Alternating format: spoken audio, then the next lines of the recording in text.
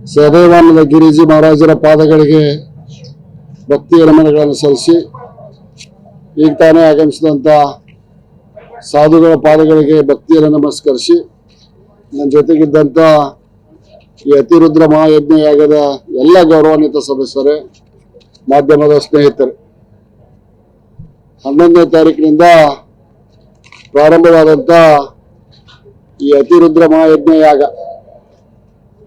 ಸುಮಾರು 16,000 ತಾಯಂದಿರ ಕುಂಭಮೇಳದಿಂದ ಪ್ರಾರಂಭವಾಯಿತು. ಪ್ರಾರಂಭವಾಗಿ ನಾಳೆಯ ದಿನ ಸಮಾರೋಪ ಸಮಾರಂಭ ಹಾಗೂ ಪೂರ್ಣಾವತಿ ಕಾರ್ಯಕ್ರಮ ಪೂಜ್ಯರ ನೇತೃತ್ವದಲ್ಲಿ ನಡೀತಾ ಇದೆ. ಈ 11ರಿಂದ 18ರವರೆಗೆ ಬಹುತೇಕ ನಮ್ಮ ಜೀವಮಾನದಲ್ಲಿ ನೋಡ್ಲಿಕ್ಕಾಗದಂತ ಒಂದು ಧಾರ್ಮಿಕ ವಿಧಿವಿಧಾನ, ಯಜ್ಞಗಳು, ನುರಿತ ವೈದಿಕರನ್ನು ಕರ್ಕೊಂಡ್ಬಂದು ಈ 18ನೇ ತಾರೀಕಿನವರೆಗೆ ಬೆಳಗ್ಗೆ 8 ಗಂಟೆಯಿಂದ ಪ್ರಾರಂಭ ಆಗಿದ್ದು ಸಾಯಂಕಾಲ 6 ಗಂಟೆವರೆಗೆ ನಡಕ್ಕೆ ಒಂದು 10 ನಿಮಿಷ ಗ್ಯಾಪ್ ಬಿಟ್ಟಿರ್ತಾರೆ ಅಷ್ಟೇ.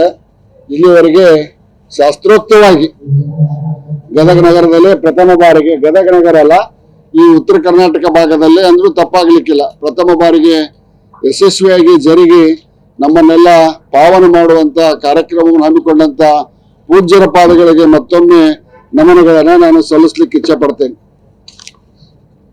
ಬಸವರಾಜ ಬೊಮ್ಮಾಯಿ ಅವರು, BR ಪಾಟೀಲ್ರು ಹಾಗೂ ನನ್ನಿಂದ ಚಾಲನೆಗೊಂಡಂತ ಈ ಒಂದು ಕಾರ್ಯಕ್ರಮ ಯಜ್ಞದ ಯಜ್ಞಾರ್ಥಿಗಳಿಗೆ ದಶವಿಧಿ ಗತಿಸ್ನಾನ ಮತ್ತು ಸಂಕಲ್ಪ ಮಾಡಿಸಿದ್ರು. 1ನೇ ದಿವಸ ಅಂದ್ರೆ ಭಾರತ ದೇಶದ ಎಲ್ಲ ಪವಿತ್ರ ನದಿಯ ನೀರನ್ನು ತಂದು ಅವ್ರಿಗೆ ಯಾರು ಭಾಗಿಯಾಗುವಂತ 9 ಕುಟುಂಬಗಳಿಗೆ, 9 ದಂಪತಿಗಳಿಗೆ ಆ ಒಂದು ಸ್ನಾನವನ್ನು ಮಾಡಿಸಿ ಅಂದ್ರೆ ಅವ್ರನ್ನ ಸಂಪೂರ್ಣವಾಗಿ ಶುಚಿಭೂತರನ್ನಾಗಿ ಮಾಡುವಂತ ಕಾರ್ಯಕ್ರಮವನ್ನು ಮಾಡಿದರು. ಯಜ್ಞಶಾಲಾ ಆವರಣದಲ್ಲಿ ಲೋಕ ಕಲ್ಯಾಣಕ್ಕಾಗಿ 9 ಅಗ್ನಿಗುಂಡ ಒಳಗೊಂಡಂತೆ ಮಹಾಯಜ್ಞ ದಿನನಿತ್ಯ ನಡೆಯುತ್ತದೆ. ಪ್ರತಿನಿತ್ಯ 25ರಿಂದ 30,000 ಭಕ್ತಾದಿಗಳ ಬಂದು ಯಜ್ಞ ದರ್ಶನವನ್ನ, ಗುರುಗಳ ದರ್ಶನವನ್ನು ಪಡೆದುಕೊಂಡು ಪ್ರಸಾದವನ್ನು ಸೇವನೆ ಮಾಡಿ ಹೋಗುತ್ತಿರ್ತಾರೆ.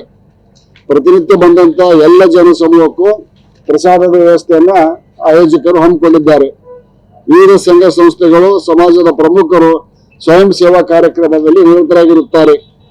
ಪ್ರತಿಯೊಬ್ಬರಿಗೂ ದರ್ಶನ ಪಡೆದವರಿಗೆ ನಾಗಾ ಸಾಧು ಸಂತರಿಂದ ಪ್ರತಿದಿನ ರುದ್ರಾಕ್ಷಿ ವಿತರಣೆಯನ್ನ ಪುಕ್ಕಟೆಯಾಗಿ ಮಾಡಲಾಗ್ತಿದೆ. ಈಗಾಗಲೇ 4 ಲಕ್ಷ ರುದ್ರಾಕ್ಷಿಗಳ ವಿತರಣೆ ಮಾಡಲಾಗಿದೆ. ಒಟ್ಟು ನಾಳೆಯವರೆಗೆ 5 ಲಕ್ಷ ರುದ್ರಾಕ್ಷಿ ವಿತರಣೆ ಯಜ್ಞ ಸಭೆ ಮುಗಿಯುವವರೆಗೂ ಮಾಡುವಂತ ವ್ಯವಸ್ಥೆಯನ್ನ ಶ್ರೀಗಳು ಹಮ್ಮಿಕೊಂಡಿದ್ದಾರೆ. ಪ್ರತಿದಿನ ಸಾವಿರಾರು ಜನ ಸಮೂಹ ಯಜ್ಞಶಾಲಾ ಪರಿಕ್ರಮದ ಪ್ರದಕ್ಷಿಣೆ ಮಾಡುತ್ತಿದ್ದಾರೆ. ಸುಮಾರು 100 ಜನ ಯಜ್ಞಶಾಲೆಯನ್ನು 108 ಬಾರಿ ಪ್ರದಕ್ಷಿಣೆಯನ್ನ ಹಾಕಿದ್ದಾರೆ. ನಾನು ಬಂದಾಗ ಪ್ರತಿದಿನ 1 ರೌಂಡು ಅಥವಾ 2 ರೌಂಡು ಪ್ರದಕ್ಷಿಣೆಯನ್ನ ನಾನು ಇಲ್ಲಿ ಬಂದಾಗ ಪ್ರತಿದಿನ ಹಾಕಿ ಹೋಗಿದ್ದೇನೆ ಅನ್ನುವಂತ ಮಾತನ್ನು ತಿಳಿಸ್ತಾ, ಪ್ರತಿನಿತ್ಯ ಯಜ್ಞಾದಿಗಳಿಗೆ, ವೃತಜ್ಞರಿಗೆ ಹಾಗೂ ಸಾಧು ಸಂತರಿಗೆ ಜೈನ ಸಮಾಜದಿಂದ ಪ್ರಸಾದ ವ್ಯವಸ್ಥೆ ಮಾಡುತ್ತಿರುವುದು ಶ್ಲಾಘನೀಯ. ಯಜ್ಞದ ಆವರಣದಲ್ಲಿ, ಉಗ್ರಾಣ ಆವರಣದಲ್ಲಿ ಪ್ರತಿನಿತ್ಯ ಪೌರ ಕಾರ್ಮಿಕರು ಸ್ವಚ್ಛತಾ ಕಾರ್ಯವನ್ನು ಮಾಡುತ್ತಿರುವುದು ಅವರಿಗೆ ನನ್ನ ಅಭಿನಂದನೆಗಳು.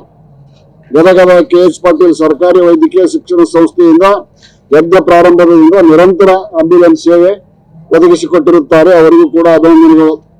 ಅಗ್ನಿಶಾಮಕ ದಳದ ಫೈರ್ ಇಂಜಿನ್ ಸೇವೆ ಕೂಡ, ಆರಕ್ಷಕ ದಳದವರಿಗೂ ಕೂಡ ನನ್ನ ಗೌರವ ಅಧ್ಯಕ್ಷರಾಗಿ ಅಭಿನಂದನೆಗಳನ್ನು ಸಲ್ಲಿಸ್ತಾ, ಒಟ್ಟಾರೆಯಾಗಿ ಇಂಥ ಒಂದು ದೈವಿಕ ಕಾರ್ಯಕ್ರಮ ನೋಡ್ಲಿಕ್ಕೆ ಬಹಳ ಅಪರೂಪ.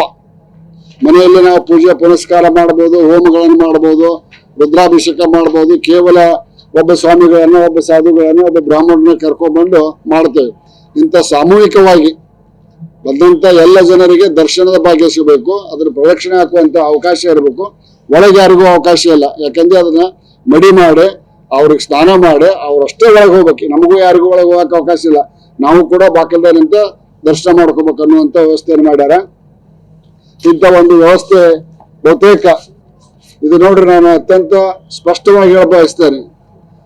गुरुजी, ये जात्यातीत का यज्ञ है, ये पक्षातीत का यज्ञ है. ಇದರಲ್ಲಿ ಎಲ್ಲ ಜಾತಿ ಧರ್ಮದವರು ಬಂದು ಭಾಗವಹಿಸ್ಯಾರ, ಎಲ್ಲ ಪಕ್ಷ ಪಂಗಡದವರು ಬಂದು ಬಯಸ್ಯಾರ. ನಾನು ವೈಯಕ್ತಿಕವಾಗಿ ಈ ಯಜ್ಞದ ಆವರಣಕ್ಕೆ ಬರ್ಬೇಕಾದ್ರೆ ನಮ್ಮ ಬಿಜೆಪಿಯನ್ನು ಹೊರಗಿಟ್ಟು ನಾವು ಬರ್ತೇನೆ. ಒಬ್ಬ ಭಕ್ತನಾಗಿ ಯಜ್ಞದಲ್ಲಿ ಒಬ್ಬ ಗೌರವಾಧ್ಯಕ್ಷನಾಗಿ ಭಾಗವಹಿಸ್ಲಿಕ್ಕೆ ನಾನು ಬರ್ತೇನೆ. ಹೊರಗೆ ನಾನು ರಾಜಕೀಯ ಮಾಡ್ಕೊತೇನೆ.